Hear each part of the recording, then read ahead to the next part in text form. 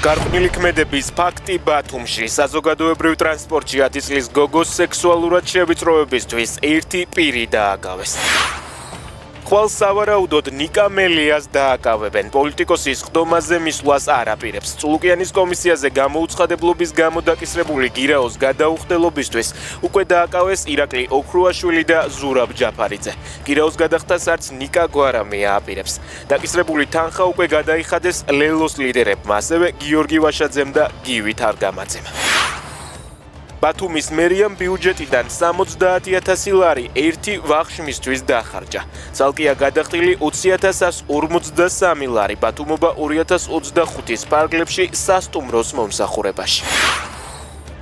ავარია თელავში ალაზნის გამზირზე ერთმანეთს ავტომანქანა და მოტოციკლი შეეჯახა. შემთხვევის შედეგად მოტოციკლის მძღოლი ახალგაზრდა კაცი დაშავდა, რომელიც სასწრაფო სამედიცინო დახმარების ბრიგადამ საავადმყოფოში გადაიყვანა. თეთრი სახლის მრჩევლები ტრამპს რუსეთის წინააღმდეგ ახალი სანქციების დაწესებისკენ მოუწოდებენ, ინფორმაციას როიტერსი ავრცელებს.